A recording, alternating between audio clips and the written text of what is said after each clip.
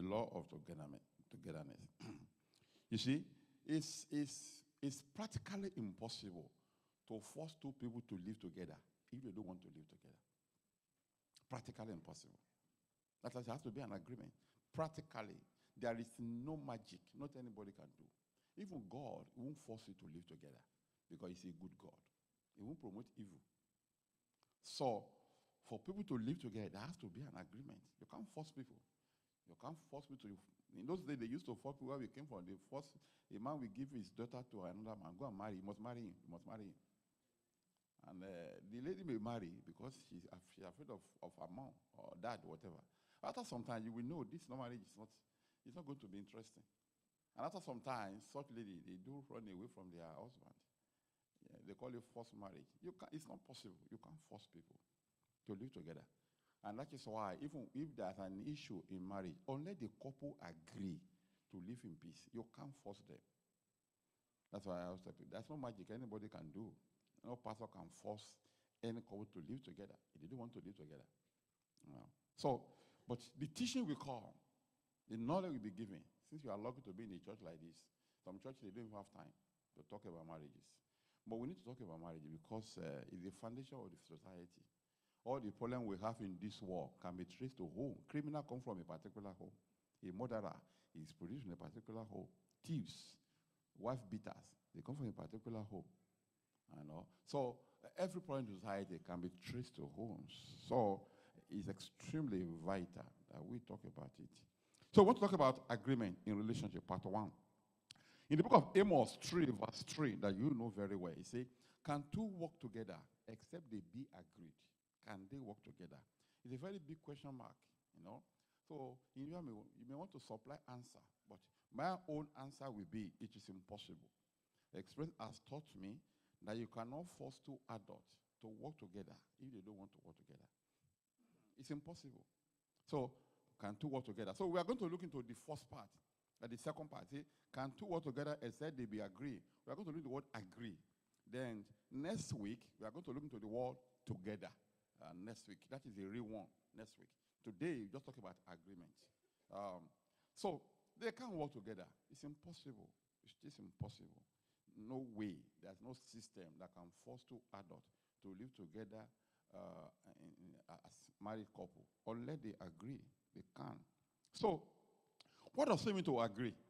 To start there. What does it mean to agree?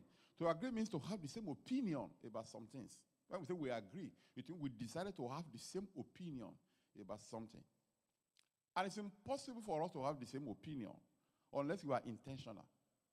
Unless we are intentional and we sit down and face the reality that we need to have the same opinion. You see, as an adult, we came from different places, produced from different wombs. We pick things up from different places we have been. There's no husband and wife that came from the same womb and grew up in the same place. It's not possible. So we receive different touches from different places. We have attended different schools. We studied different courses. We grew up in different environments, different homes. So we pick up so many ideology, principle, idea, philosophy from different places. So therefore, we already form opinions about many things in life.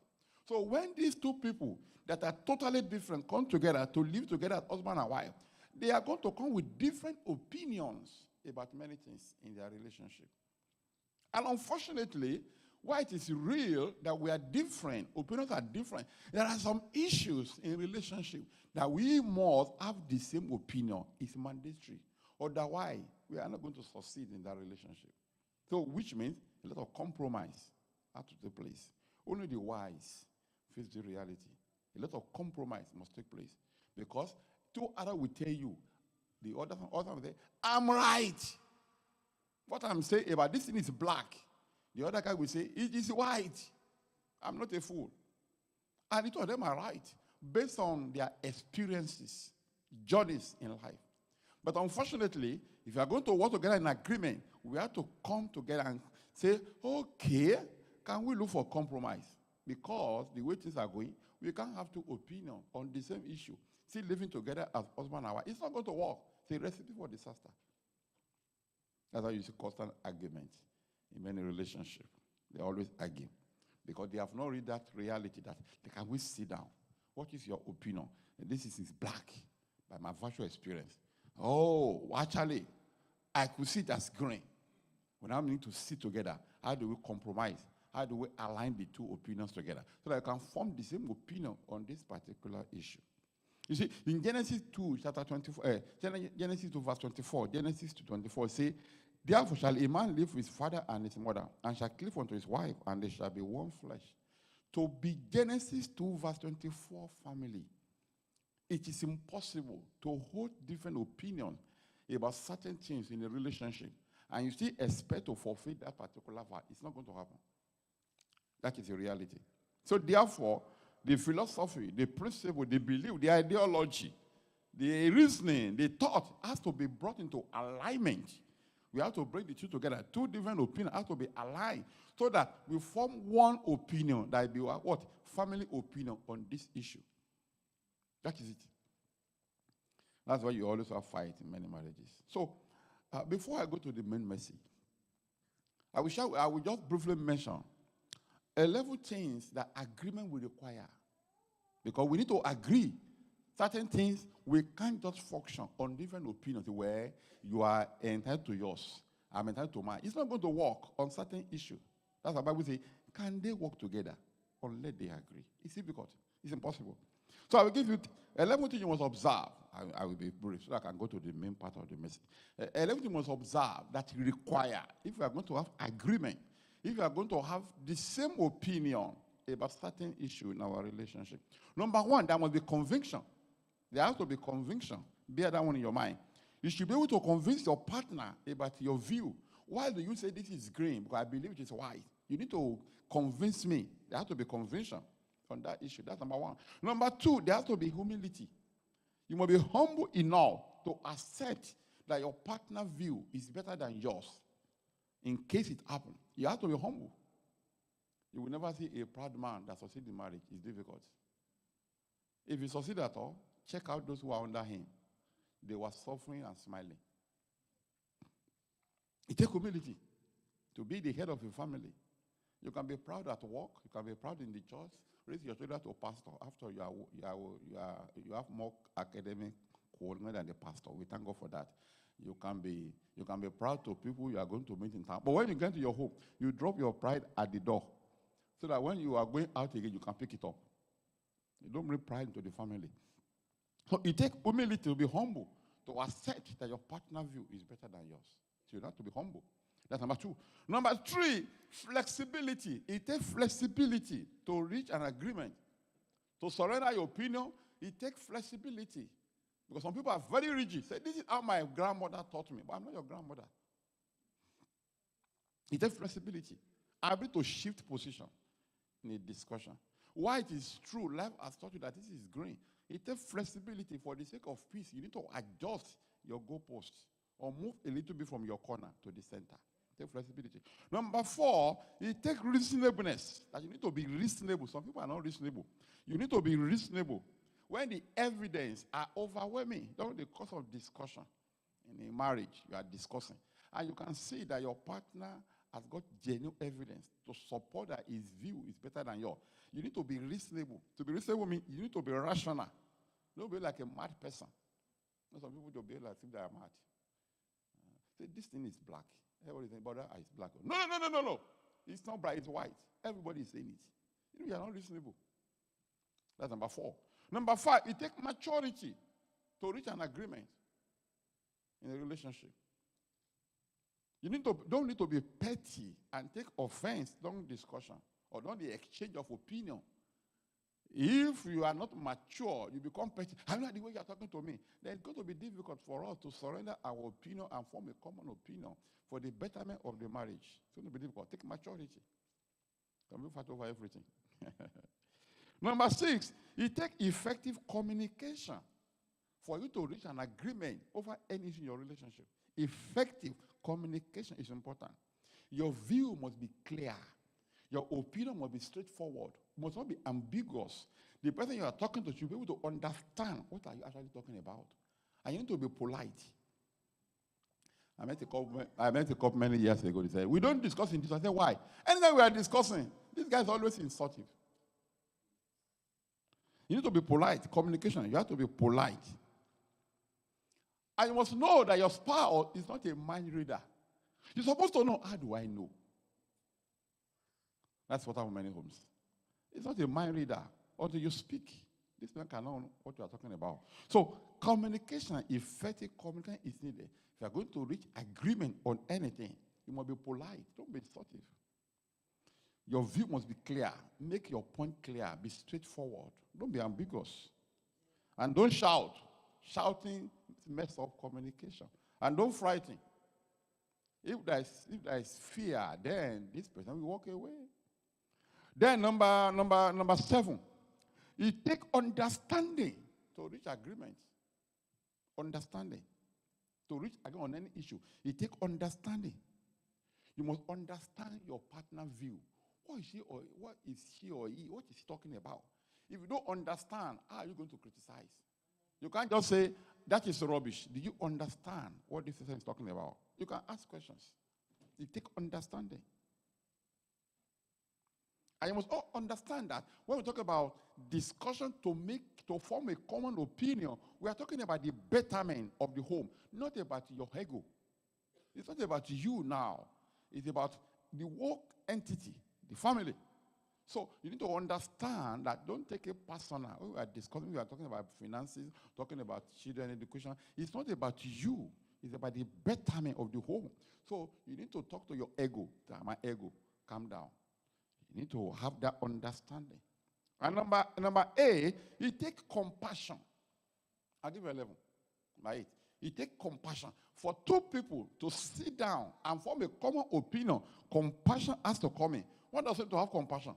Put yourself in the position of the other person during the course of discussion.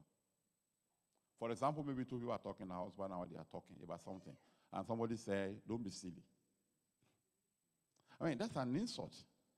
If you have compassion, ask yourself, supposing it was the other way around, how will you take it? Like you talk to somebody and say, don't be silly. You take compassion. How do you feel if your partner speaks to you the way you are talking to him or her? You take compassion. Compassion now is lacking in many relationships. You have to be compassionate people.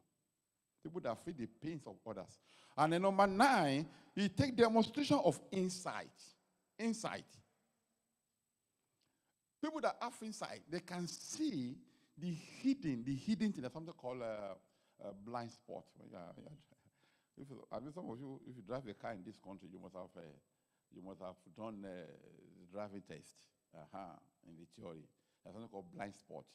You go for the practical lesson, the instructor wants to see you demonstrating ability to read the blind spot, the part you will not see in the mirror. They call it blind spot.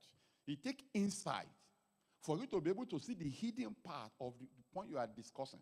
If somebody say, what you are saying, I don't understand it because the way I see it. If you don't have insight, you'll be arguing out of lack of insight. And then number 10, it takes demonstration of foresight. What does it mean? Foresight means your opinion you are banking on. Do you see the possibility of problem if you implement this your opinion? Do you see that in future we are going to have problem in this family? If you follow your opinion, people that have no foresight, they can't see it. That's what the Bible says, wisdom is the principal thing. And then finally, number 11. It takes logic. You need to be logical. What does it mean to be logical? To be logical means your view has to be evidence-based. Evidence-based. Your view must be evidence-based. When you present your view, two people are discussing, you should be able to present evidence. Evidence-based means, have you seen this your opinion? Has it worked in any place before? Give us an example where it worked. Or can you give an example in the Bible where this your opinion actually apply in the Bible? That's logic. Some people, they lack logic. You need to be logical. It takes logic. So when you are talking, discussing with people, you need to be logical. So those are the 11 basic things that I will bring to your attention when we talk about forming a common opinion about any topic you are discussing in a family. Praise God. So now, when we talk about agree, That's a question. What are the things that we need to agree on as we live together as husband and wife? What are the things we need to agree on? It is true we have different opinions about many things. An individual is right to use our own opinion. But when it comes to relationship, because now we are sharing our destiny together, we are sharing our lives together.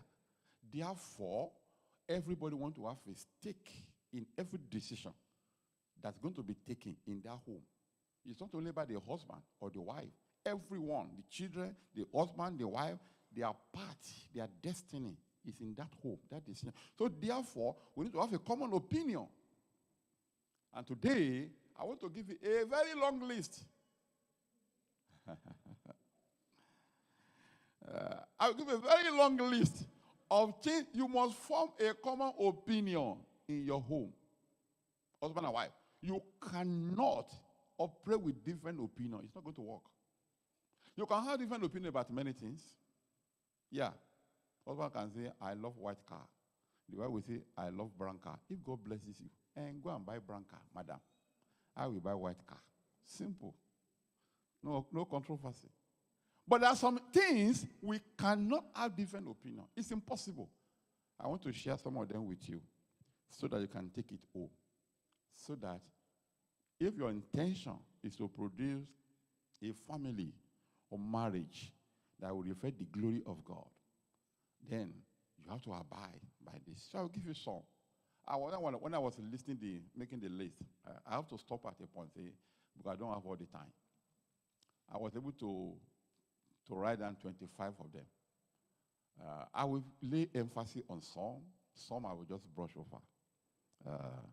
The good news is this message is recorded, so you can always go back and read it. So let's see example of things couple need to agree on. You must agree on it. No individual opinion.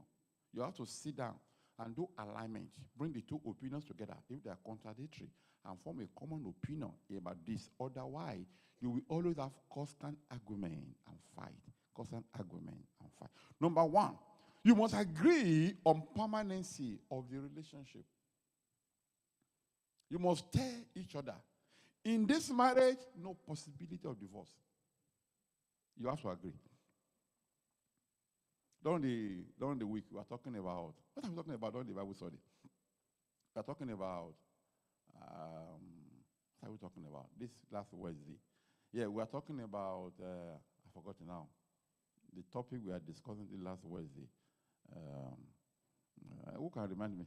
The topic. We are talking about spirit of doubt. Yeah. And we said one of the evidences of doubt is alternative plan.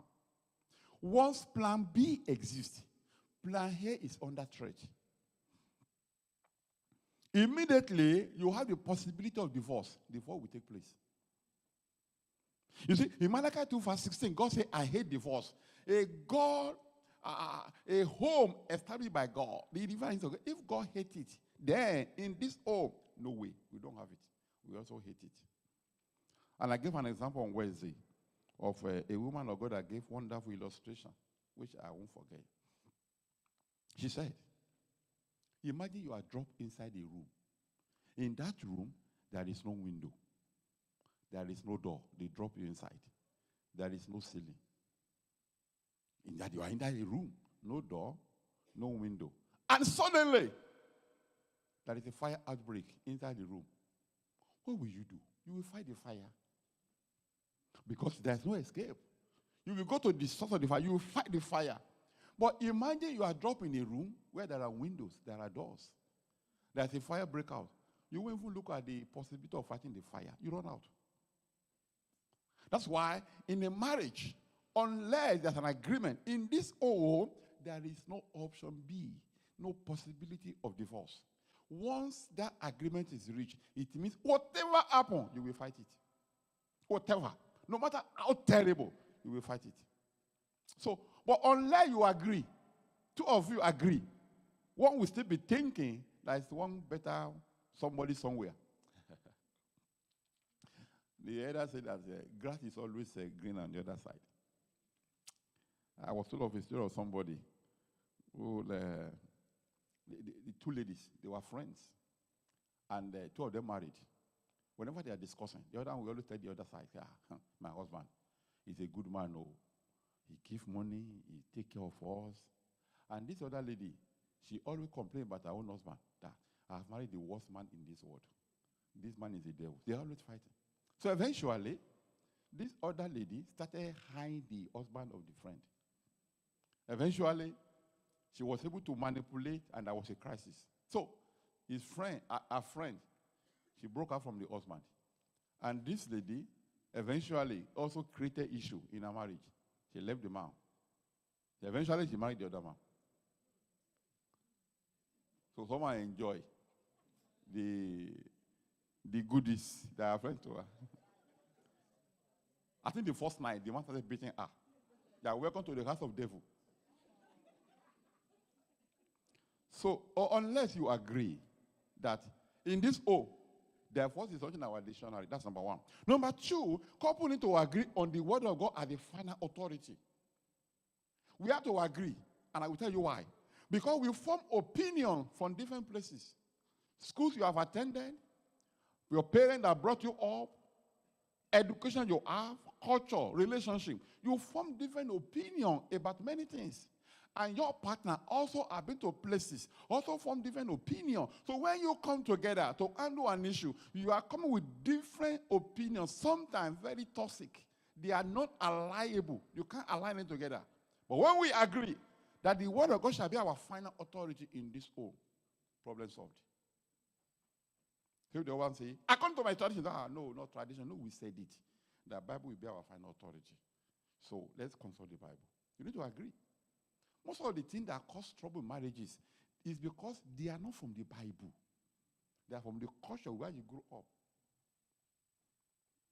Or parents that raised you up. So if you didn't believe your parents got it wrong, you also will get it wrong. So the couple need to agree on the word of God as the final authority. That we are taking any decision. Can we go through the Bible? Don't talk about how you saw your mom did it. I'm not saying your mom is bad, but let's just go to the Bible. The book of Psalm 119, verse 105 says, thy word is a lamp unto my feet and a light unto my path. Only the word of God is infallible. We live in a changing world. What we discover, what we declare good yesterday, we now discover that it's not all that good. And you can't run your life with experiments. You can't keep on experimenting because you don't have all the time to waste. Every day you are getting older. Time is going. You don't have time to experiment your life with what you hear from people. But the word of God is infallible. Every other thing you bring in is an experiment. And it may not work. You may realize it's not work after many, many years. So you have been wasting your time. You don't have all the time. Number three, they need to agree on their place of worship. That's number three. I always say it. I will say it again. Husband and wife children attend different churches. I've seen it scatter many marriages. Children never go to church anymore. But they saw their dad and mom always fighting over doctrine. You must agree on the place of worship. Why? So that two of you, you receive the same spiritual nutrient from the same place. So if you are discussing any issue and the other side says, no, it's wrong, you can, okay, let's go to pastor who has been our teacher. Ephesians 4, verse 13. Till we all come in the unity of faith. I'm talking about unity of faith. For us to come to the unity of faith, you must have what? Doctrine delivered to us from the same source. I always say that. You must agree on the place of worship. Anytime I have people to call to cancel couple, I always tell them, you must go to the same church. It's a recipe for disaster. Go to different churches. Yeah, we're not saying one church is better than the other, but when you go to the same church, you know you are being fed from the same place. When we are discussing issues, let me now see, where do you get your own from? That's number three. Extremely important. A particular couple, many, many years ago, one go to one church, now one go to another church. After some time, issue crop up with the family. The family didn't stand. We don't even know which pastor we should consult now because we have two pastors. The husband has got a pastor, the wife has another pastor. And it's going to be unfortunate if the other one, that his own pastor, he believes in certain things. Let me share this one with you. When I first came to Bristol, I went to a particular church. I only went there once. I never returned. I went to a particular church. Immediately I enter, I was asking myself, what am I doing here? Everything was like we are just playing. Everybody was just playing. You still no serious, even from the altar. They are playing their destiny away. They are just playing. That was the last time I came there. So, couple must agree on the same place of worship, so that you raise your children up in unity, not in confusion. That's why I say decision in marriage is not about individual. It's about all of us collectively. You're not talking about a church is bad. No. We're talking about what? We want to receive spiritual knowledge from the same source. So that when we are discussing, we can refer to the same note we all receive. When we cannot agree, we can go to the same pastor, the same Bible study teacher, the same elder who taught us. Number 4.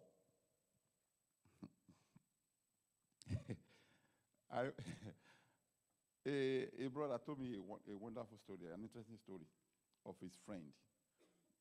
This friend, the husband and wife, the wife go to a particular church where the priests don't actually marry. I don't want to talk about the name of the church. So the wife go to that church where the priests don't marry. So the husband go to another church. So one day they have an issue. And they decide to go and see the pastor of the church the wife attend. So they went there. So the man humbled himself. He followed, well, let's go and see your pastor. So they presented the case. And the pastor said, look at the man, say, my brother. The pastor says he's a priest, he's not married. Say, my brother, I know how you are feeling about this matter. And the man says, sir, how do you know how I'm feeling? Because you never marry. How do you know? Number 4. Think about that. They also must agree to be each other's prayer partner. You must agree. But when I was growing up, that lady is my best friend. We go together. No. You are married. Your husband should be your prayer partner. Why? Because there are some prayer points you cannot raise before an outsider. Some prayer points are so secret. They are so delicate that only your spouse will understand what you are talking about. You must agree. I'm teaching you how to live a Christian life. Deuteronomy chapter 6, verse 6 to 7. God told Israelites, this is what I'm giving you. Teach it to your children. Invariably, God was establishing family altar. You must agree that you will be my prayer partner. I will be your prayer partner. It's an aberration if you as a believer, your prayer partner is somewhere outside. Something's not right. Your spouse should be your prayer partner. You must agree. That's number 4. Number 5. How much you must agree? No, my Bible said that. Is it possible that for two to live together without how? It's not possible. Number 5. They must also agree to be each other's confidant. Confidence means a person who you share a secret or your private matter with belief that it can never be leaked to an outsider. In a relationship where the husband and wife, they cannot be each other confident, it's a problem. And I've witnessed this one before. A particular couple. They were fighting. So what is the problem? The wife, anytime she has a discount with her husband, the wife, she will call her father at home in Nigeria. In those days, before I came to UK, I was in another country. So the wife will call her father. Everything that happened in that family, the wife always tell her father. Now, they now discover that whenever they discuss anything in their relationship, one way or the other, the plan will scatter. So the man has been praying about, anytime we agree on things in the family, it doesn't work. Now they now discover, whenever the wife paid a message to her father in Nigeria, the father live in the same house with her grandmother, with her mother. So the mother belongs to another society that anything in the life of this man, the mother can read it. So one particular day, this our sister, she has a discussion with her father at home. And after some time, she called, shortly after that, she called the grandmother to which her to just say, how is everything going? And the grandmother was telling her everything she told her dad. The lady picked the phone, called the dad. Daddy said, I never told mom. How did she know? That was the last time the woman told the dad about the secret of their family. So, in a relationship, for security purpose, you must be each other's confidant. In John 15, verse 15, henceforth I call you not the servant, for the servant knoweth not what his Lord does, but I have called you friends, for all things that I have heard of my Father, I made them known unto you. In a God-established family, husband and wife should be each other's confidants. It's an aberration. If it happened to somebody, if your spouse has to be hearing some sensitive things about you from outside, as a lady heard it, that, no, it was the husband who heard it. No, the lady. The woman heard it somewhere, that her husband is building a house at home.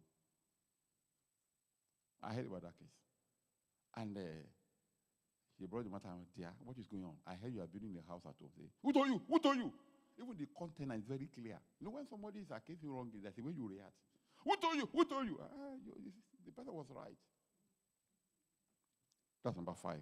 Number 6, these are the things that promote peace in relationship and confidence and trust. Number 6, what other thing do you need to agree on? You must agree on the purpose for marriage. Husband and wife must ask, what is the reason? Why do we marry each other?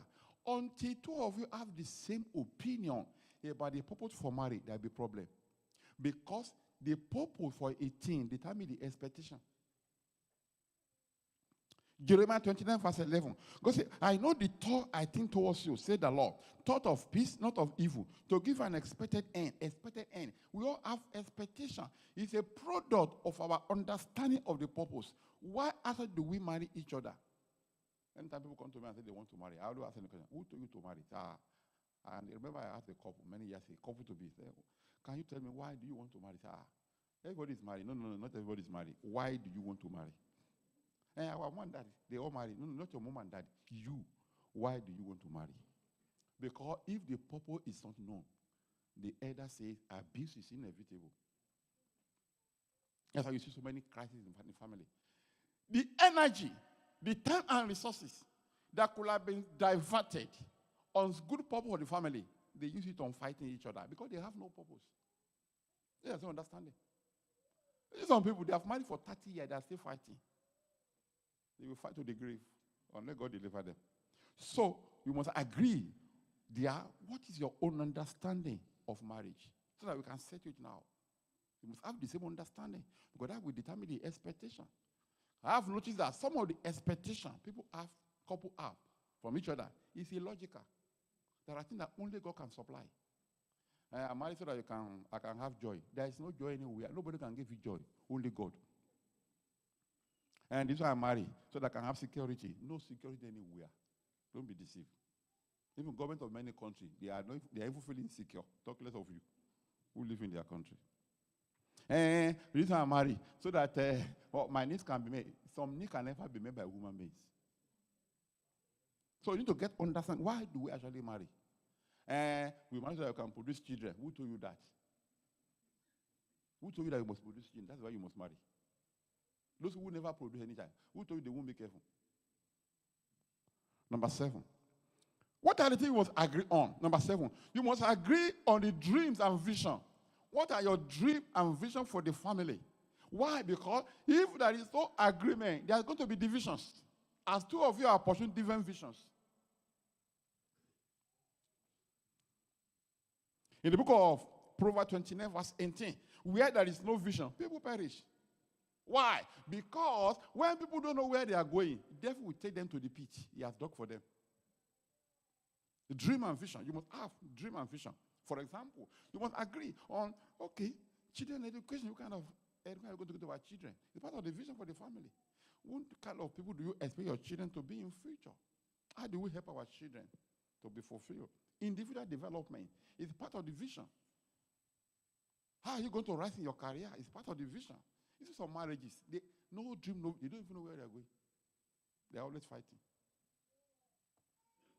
How do we create wealth in our family? Part of the dream and vision. You must agree. You see, the book of Matthew 12, verse 25. Matthew 12, 25. Matthew 12, 25. You see, and Jesus knew their thought and said unto them, every kingdom divided against itself is brought to desolation. And every city or house divided against itself shall not stand. So, where there is a division, Proverbs 29:18 now say, where there is no vision, people perish. Where there is no common vision, people are going to destruction. You must sit down and form dream and vision, because that is who you are becoming tomorrow. You will ask yourself, the way we are going, what kind of family are you going to become tomorrow? You see, some family become dysfunctional. They plan to be dysfunctional because they have no vision. They have to become dysfunctional. I wrote a book on the visionary. You need to go and read it. So we have not read it. The visionary is there. It's about 10 pounds or 15 pounds. It's hard cover. You must pay 15 pounds. It's not even up to what you are using to eat a KFC. After you finish eating, you go to the toilet, you pass it away. That's the end. This one, you read it, you can still keep it. You don't have dream and vision. You must know where you are going. Otherwise, devil will lead you into the pit he has dug for you. But if couple must come together, let's build a family vision. This is not a matter of, I have my own plan. You can't have your own plan. This is marriage. You shouldn't have married. Number 8, they must agree on values to live for. A family must have values. You must have value. You must agree. Which value are we going to live for? Principles, ideology. What are we going to use to run our home? What kind of a belief, what kind of family are we going to be? You must agree. The images some family are portrayed as is terrible. What values are we going to live for? Are we going to be family that help others to achieve their purpose? Are we going to be an helpful family? What kind of values are we? Are we going to be people of integrity? What values are we going to live for? You need to agree. We go to Matthew 10, verse 5 to 12. Matthew 10, 5 to 12. When Jesus was sending the disciples out, he gave them values. He told them, anyhow you go, you reach. If they don't welcome you, don't fight. Just move on. What kind of values are we going to? What do you think you are going to be known for as a family? What kind of signal are you going to send out? It's important. Reputation matters in this kingdom. You must agree on the values, principle to run your life. Ideology you are going to follow. And we are Christian. We know we are Christian. How are you going to interpret the Bible? Some families, they have values. Some don't have. When you go to a particular some couples, if they tell you anything, they are like, many years ago, I visited a particular couple. I will never forget. They used to be a member of this church, husband and wife. I visited them. I went with somebody. And as we sat down, and we were discussing, we were not sure yesterday, what happened? Husband was the first one to start talking. Immediately he started talking, God told me he's lying. And the wife was supporting him. When they finished talking and we left, the person I went with said, Pastor, they are lying. I said, yeah. The Holy Ghost told me that they are also lying. And I thank God that you confirm it. That's a family. That's the kind of values. That's their own values. Just to crooked people, just to laugh, just to manipulate and lie. You need to, what kind of values are we going to live for in our marriage? Number 9, you must agree on mentorship. Who will be our mentor? Some people have married before we marry. Who will be our mentor? Who will mentor us? Who will lead us on the path of righteousness? Who will be our mentor? We all need a mentor in life. The path you are passing through, some have passed through it. Matthew chapter 15, verse 14 says, let them alone. They be blind leaders of the blind. If the blind lead the blind, both shall fall into the pit. Wrong mentorship will bring more problems into marriages. And your mentor must have a proven what? Proven record of marital success. I must be born again. You need to agree. Who will be our mentor? Who will mentor us? At a point in life, you don't need someone to mentor you. Yeah. Because you have not passed through this journey before. We must agree who will be our mentor. It could be a disaster if husband and wife have different mentors. Because each mentor will come with his own ideologies. And any animal we do is a monster. So they come with different ideologies. And the mentor, I remember somebody was advising somebody many years ago. A man was telling his friend, I hear you are having a problem with your wife. Man, deal with her now. Be a man. That's an advisor. Be a man, man. That woman is taking for a ride. Be a man. That's a mentor. All the terrible mentors, they were about to, the Lord will send them away in the name of Jesus. You want that kind of a mentor? Be a man. What do you mean of be a man? He has been a woman. That's what it means. Be hard. You must agree who will be our mentor. Number 10, you must agree on the third-party reporting. This is interesting. I call it third-party reporting. What does it mean? Who can we report to in case we have disagreement? This man or this woman, if he or she go out of normalcy, who am I going to report it to? And Bible gives us an insight into this kind of reporting. The book of Matthew, chapter 18, verse 15 to 17. I will read this one. Moreover, if thy brother shall trespass against thee, go and tell him his fault between thee and his in-law. If he shall hear thee, thou hast gained thy brother. But if he will not hear thee, then take with thee one or two more, that in the mouth of 2 or 3 witnesses every word may be established. If he shall neglect to hear them, tell it unto the church. If he neglect to hear the church, let him be unto thee as an atheist man and a publican. Bible says, if there's an issue between two people, go to someone that has authority over that person.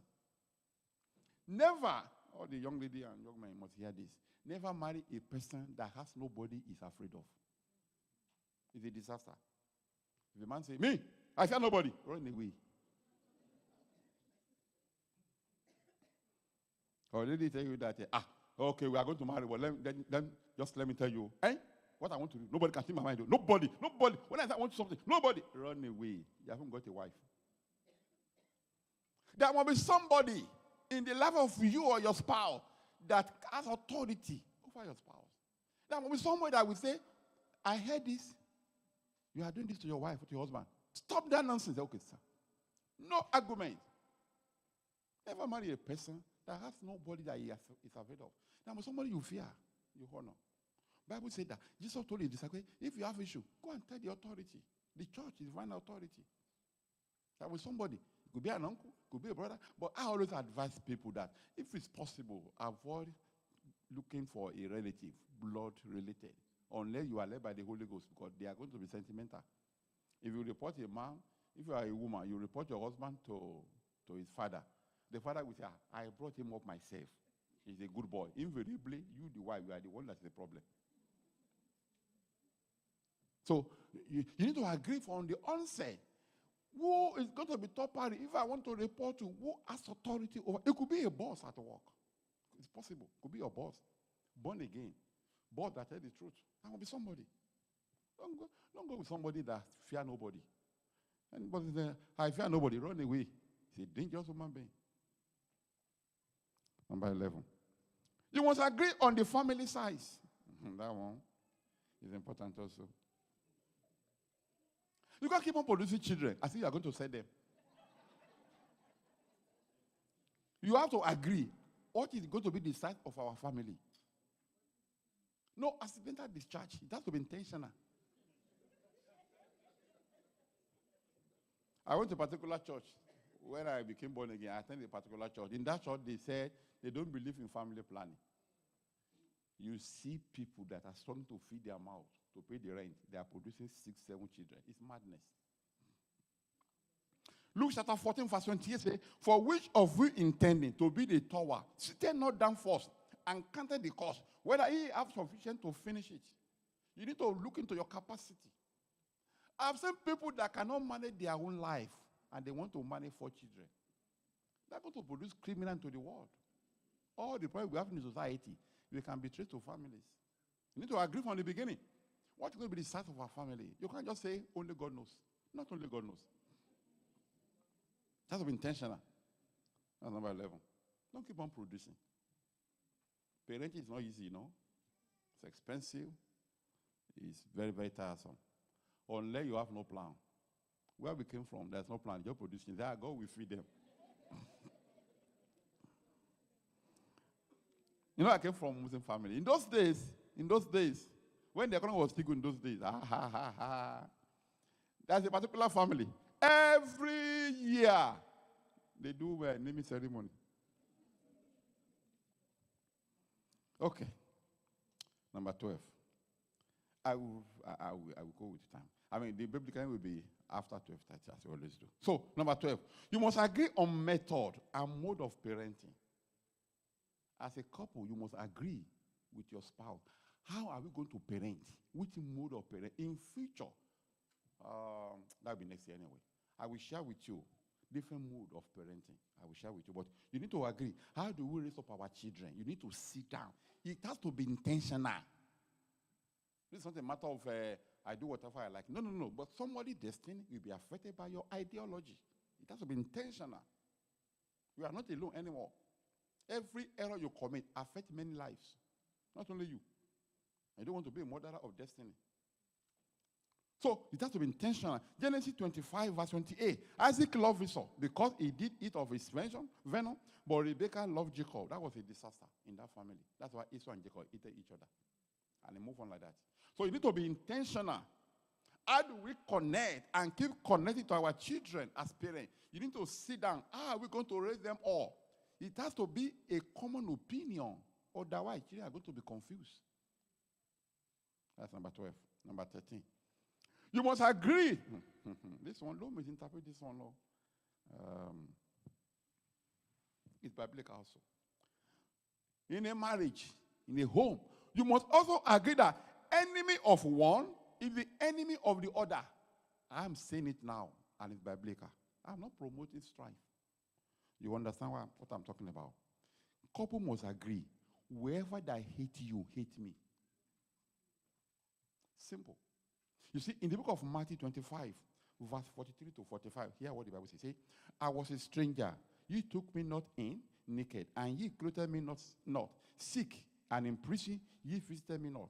Then shall they also answer him, say, Lord, when saw we thee an hunger, or athirst, or a stranger, or naked, or sick, or in prison, and needing minister unto thee? Then shall he answer them, saying, Verily I say unto you, inasmuch as ye did it not to one of the least of these, you did it not to me. Jesus told disciples, whichever people treated you, it's me they have treated in that way. In a marriage, enemy of one is enemy of the other. And that senses must enter into your brain if you are married. Whoever hates your wife hates you. Whoever hates your husband hates you. Somebody walk to you, I know you are a good man, but your wife is silly. Slap him. Don't say, yeah, I've been thinking about it too.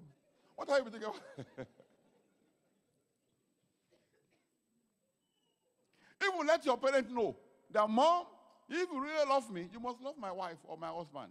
Enemy of one is enemy of the other. You know what? The reason why people try to show fake love to somebody and hate his spouse is to cause division, to turn the heart of that person against his spouse or her spouse. It's a demonicness to be an agent of division. So Jesus Christ said, whatever people do to you, they have done it to me. Your enemy is my enemy. Even God said it to Abraham. He said, whoever curses you, I will curse them. Whoever blesses you, I will bless them. He even told the Israelites, he said, I will be an enemy to your enemy. I will be an adversary to your adversary. No condition. So, in your marriage, let people know that if you love me, you must love my spouse. Including my dog. If I have a dog, I don't like dog. So they'll come and say, yes, you see, you are a good man. You are so quiet, but your wife is very rude. Say, brother, don't talk to me anymore. Don't talk to me anymore. Devil. Number 14. You must agree that you will always honor each other. Why do I need to bring this one in? God told me, say, I need to explain this. You see, the interpretation of honor, it differs from culture to culture. So we need to agree in our home, how do we honor each other? Let's have a common agreement. Because different culture spell out different meaning for when we talk about honor. I'll give you an example. In some culture, when we talk about honor, in marriage, for example, as long as the man is providing for the need of the wife and the children, he's honoring the family. Though this man is a bloody adulterous man, he still consider a man that honor the family after he's providing for them.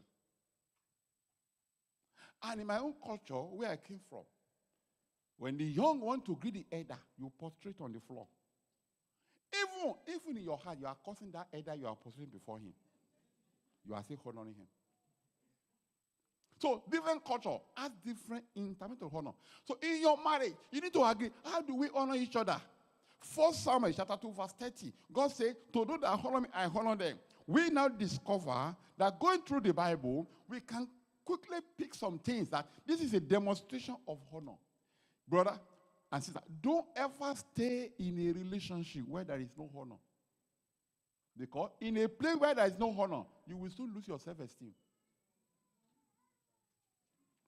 Let me share this with you. Number one, biblically, to demonstrate honor, you must let people in your life know and see that your spouse is precious to you. That's the first commandment you must send.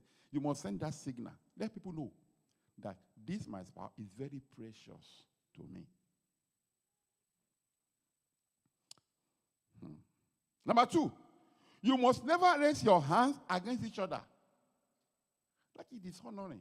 You raise your hand against your husband. Before I used to think that only men beat their wife, or somebody corrected me. There are some women that beat their husband also. Don't beat. That is honor. Number three, you will defend your spouse in all places. You must defend your spouse in all places.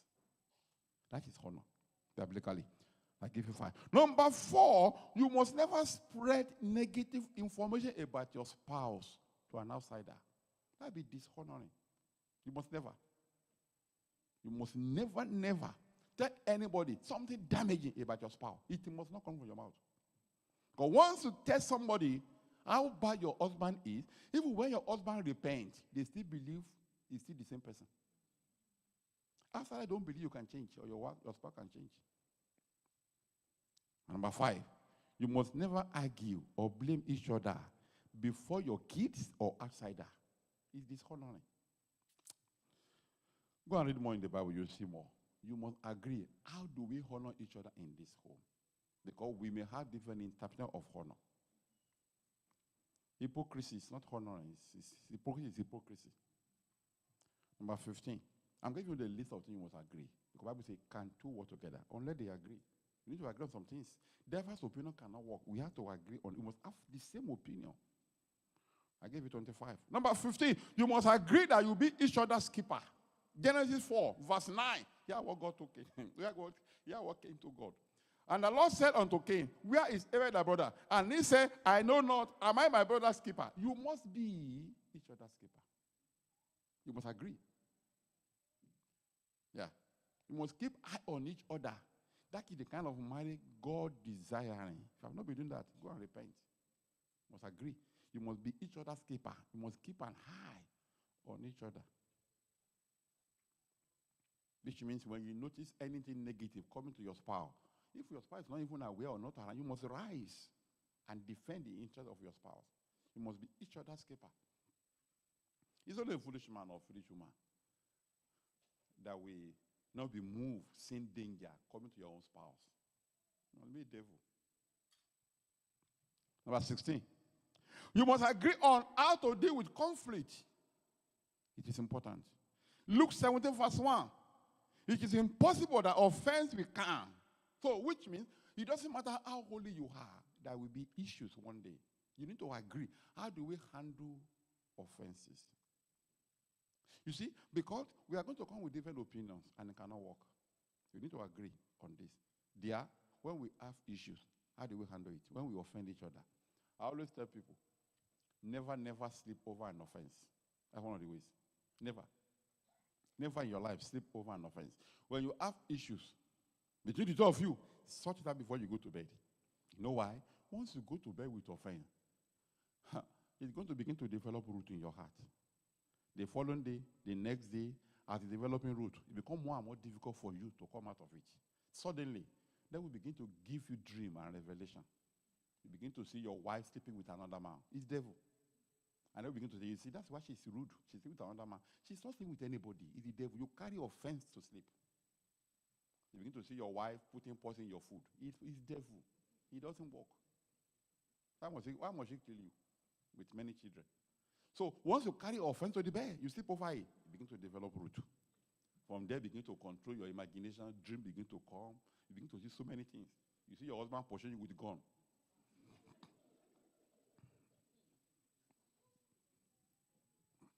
Number 17.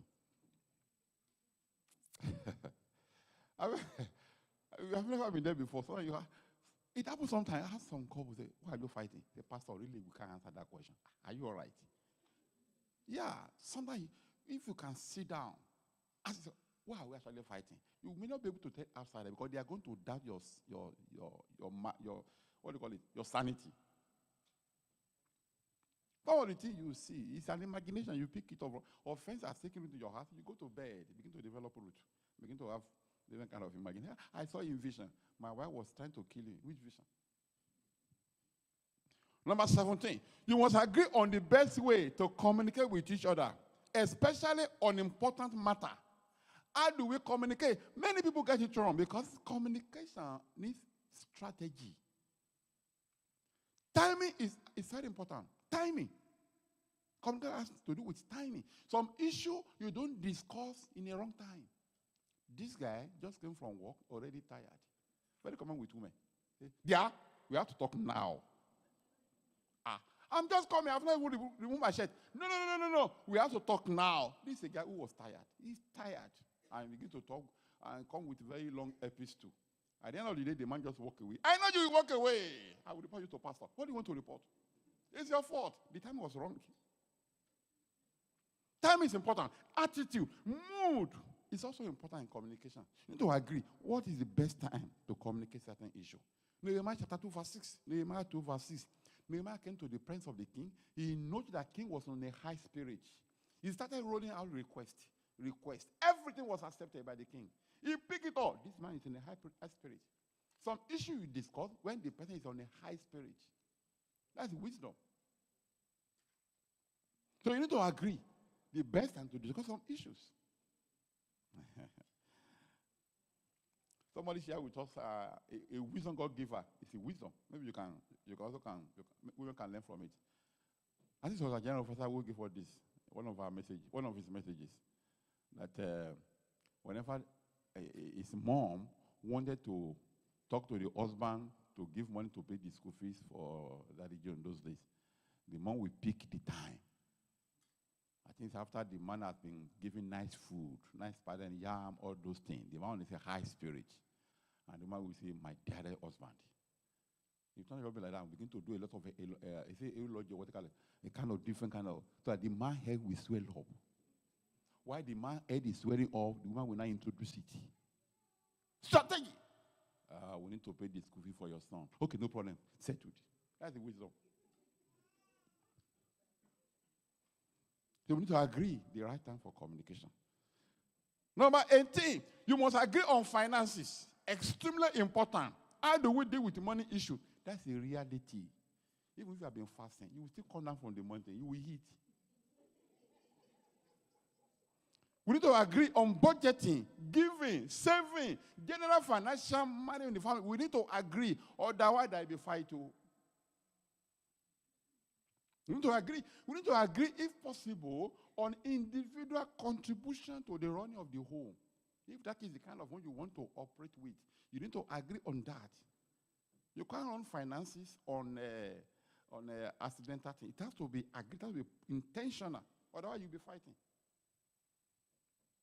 Proverbs 23 verse 5 say, without set their eyes upon that which is not, riches certainly make themselves wing and they fly away. A couple must agree, how do we tie down riches in this family so it won't fly away? How do we budget? How do we manage our money? How do we improve our financial situation in this home? You can't remain in the same position, keep on solving finance. For years, you lack wisdom there. You need to sit down and see, how do we improve our finances? We can't continue like this. You need to agree on finances. How do we improve our finances? What do we do? You need to agree. And I always tell people, for this to happen, there has to be declaration, there has to be openness. Because we cannot marry what we don't know. It has to be declaration. As a man, you want your wife to contribute certain amount to the rent of the home. Then, as a man, everybody needs to bring it on the table. How much is it coming into individual? You can't just say, am I going to tell, how should I tell you how do you know my salary? This is marriage, man. If you are going to contribute, then we must know financial thing of individual. You need to agree. And you need to be reasonable when you are talking about contribution. One of our pastors told me a story that happened in his church. Husband and wife, they agree how to run the home. Now, this is the problem. The man by then was earning 700 pounds in a month. The woman was a nurse, bringing home about over 2,000. So they bought a house. The woman told the husband, you will be paying the mortgage for the house. How much is the mortgage? 700. So the man told the woman, I can't pay 700. That is my salary. The woman said, no story. You pay 700, the mortgage. So they brought the case to the pastor. What do you expect pastor to say for? Is this not sentiment? It's just common sense. And the man said, I'm still looking for another job until I get another job. This is what I have now, 700. Which is exactly the money for the mortgage. I can't give it out. I will buy bus pass to go to work. And I say, man, 10 pounds, 20, I need to have in my pocket. This woman, show mercy. The woman said, no. You must pay the mortgage, 700. That is wickedness. In your home, God will give you wisdom. In the name of, so you must agree on finances and be reasonable. Number 21. We are getting there now, very soon. Okay, number 18. Okay, that's good. I'm going to number 19. So which means it's going to be 24, not 25. That's fine. I didn't put the number very well. Because you didn't pray during the week that God help pastor to prepare this message. So it's your fault. If you have prayed, I wouldn't have missed this number. So next time you pray that God, as pastor is preparing the message, please help him to prepare it very well, to number it very well. So number 19 now. You must agree on family celebration or family festival. If you have never heard that one before, you are hearing from me now. In a family of God, you must have what is called family celebration or family festival. There are things called important dates in the life of individual. For example, birthday must not be ignored. Marriage anniversary must not be ignored. Children's birthday must not be, you must celebrate it. We are not saying you should throw a big party, but there must be a mark, acknowledgement of that. That's what is called family festival celebration. You can't be a fan that keep on going and going and going. You need to create joyful atmosphere in your home. If you are not used to that, get it from the altar. Celebrate in your family. Have a time for celebration. You need to buy something big. Your wife is clocking particular age. Buy him a small thing you know you can afford. Do it. If you can do more, take her out. Take her to enjoy somewhere. Even your children.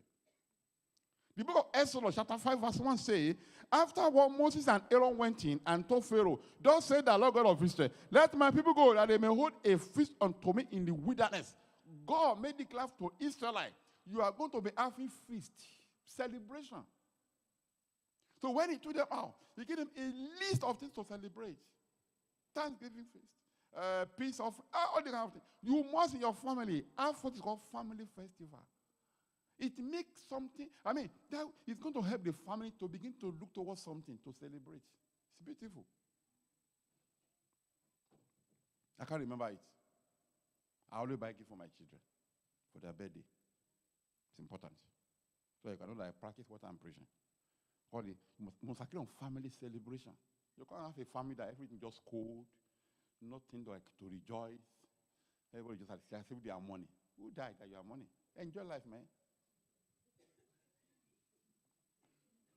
We have a pastor who came here many years ago to come and visit us here.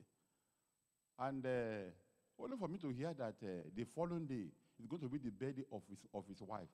He came with his wife here in the church. And I said, pastor, so it's going to happen tomorrow. Say, what is going to happen?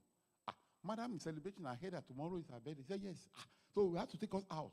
And the man said, not me. Even the way he said, I was angry. He thought, you are a Nigerian man also, pastor is a Nigerian man. What do you want to celebrate with? And you need to do it, sir. I mean, family celebration, something to rejoice. Thank God together for it. If you're a member of this church, you're hearing my voice. In your home, you must have family celebration or festival. I decree it now. You must always have it.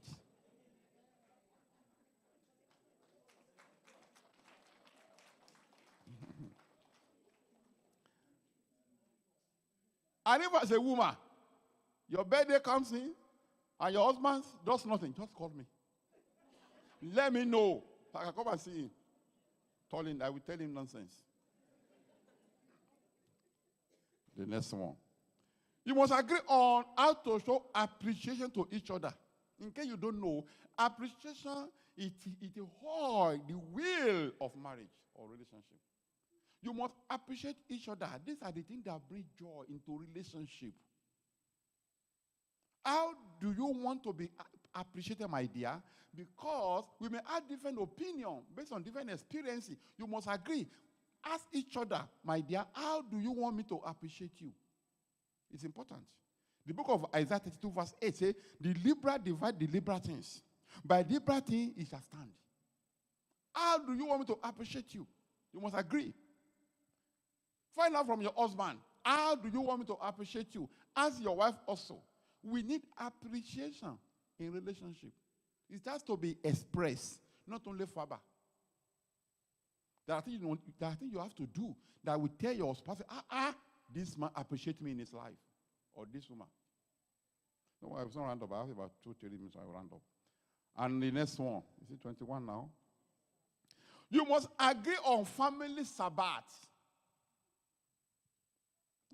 Holiday, relaxation. Exodus 20, verse 10. But the 7th day is the Sabbath of the Lord thy God. Thou shalt not do any work. Thou, nor thy son, nor thy daughter, thy manservant, or the maidservant, nor thy cattle, nor the stranger that is within thy gate. In a family, you must have what is called time for relaxation. You go for holiday. I said it sometimes ago when we had a family, whatever, this year. You must agree. It's important. You can't keep on going and going. After some time, you are going to be stressed up. Once you become stressed up, then relationship becomes so sour and full of bitterness. You need to take time out of normal routine. You must learn how to break the cycle. Come out of habitual lifestyle. Go for relaxation. Go for holiday. It must be intentional, not story. In this church, in case you don't know, should I tell you? Some of you already know. In this church, myself and my ministers, we do go for retreat. In case you don't know, last year we went to Greece. Yes. It's not expensive to go for holiday. We will still go for another one. We will still go for more and more. You must agree in your home. When are we going to go for holidays? Not once in a year. Have a plan with your children. If your work cannot give you the money, then come to me. I will pray for financial breakthrough for you. You must go. You must go and relax somewhere. You must have a Sabbath days. God told Israelites, you must rest. You must agree. It's not a matter of, I'm from Nigeria. You are not in Nigeria now. You are here now. You must agree. Because we discovered that burnout comes in these days. People get burnout. People just collapse. And they can't go to the hospital. Burnout. Some people don't sleep very well. They don't eat very well because they want to save. At the end of the day, something just happened. That'll be the end. No, you must agree. You must take relaxation seriously. The next one. You must agree on love language. What is your love language so that I can speak it to you? Songs of Solomon, chapter 1, verse 14 to 16. Here is one song, love language. I say, my beloved is unto me as a cluster of confire in the vineyard of Engedi. Behold, thou art fair, my Lord. Behold, thou art fair. Thou hast dove eyes. Behold, thou art fair, my beloved. Ye pleasant. Also, our bed is green. See all these adjectives to qualify people. You must agree in your relationship. What is called love language. A man came to me and said, I've been trying to impress my wife. The woman never feel impressed. When the woman opened the mouth to talk, we now discovered that the way the man has been shown appreciation is not the way the woman was expecting. So you need to agree. What is your love language? Next to the last 2-3 minutes while I finish. You must agree on title. How do you want to be addressed publicly? It's important. It has caused issue many marriages. That's why I brought it out. In the book of 1 Peter 3, verse 16, hear this. Even as Sarah obeyed Abraham, calling him Lord, what daughter ye are, as long as ye do well and are not afraid with any amazement. What title? How do you want me to be addressing you? Especially publicly, even at home. You must agree. Some call themselves babe, some say honey, some say sweetie. It's beautiful. As long as you mean it. You are not faking it. Baby. A man of 50 years, baby. It's okay. That's your agreement. And somebody said, they have decided not to be calling each other baby. I said, why? He said, because they discovered that the more they call each other baby, the more they behave like babies. I said, well. Well, if that's your agreement, it's okay, baby. The last one.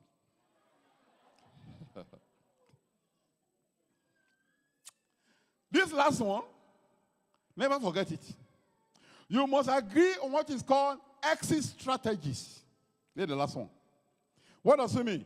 There's something called exit strategy. Joshua 23 verse 2. He said, Joshua called for all Israel and for the elder and for their head, for their judges, for their office, and said unto them, I'm whole, sneaking in a. Joshua is declaring, it is time for me to exit the stage of leadership. In your home, you must have exit strategy for job, for career, for business, even for ministry. You can't keep on going. You must agree, at what age are we going to retire? You call it exit strategy. Don't wait until 1 month to retire before you're going to plan. Plan it now. Still have about 30 years is not far.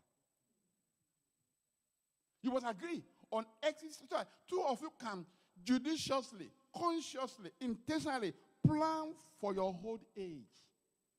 Some data prove that some couples divorce at the time of retirement. That's bad. I was asking myself, what else again? Divorce at time of retirement. Because they never plan exit strategy. You can't keep on going. You must agree as a couple. When are we going to vacate career? How do we plan for career? Our vacation. How do we vacate our business? We can't keep on going and keep on going. But one day, if you don't retire, they will retire you. I call it exit strategies. I worked with a man in those days when I was a lecturer at the college in my country. And suddenly, the admin wrote him a letter. In those days, at the age of 60, you have to retire as a lecturer. They wrote this man a letter that next year is your last year. Get ready. And the man said it's not possible. That was the first time I came across somebody who forgot his birthday. The man said it is not possible. Retire. He went to them to go and find them. And they brought out all the documents he submitted when they gave him a job over 30 years ago. The man said, I can't believe it. I spent up to this number of years. You won't be like that tomorrow. You must consciously agree on exit strategy. And don't wait until you die at work. Retire after some time so you can enjoy your old age. And pray for your family. Your family will have peace. In your home, there will be no more confusion. No more disagreement. No more strife. No more argument. In the name of Jesus.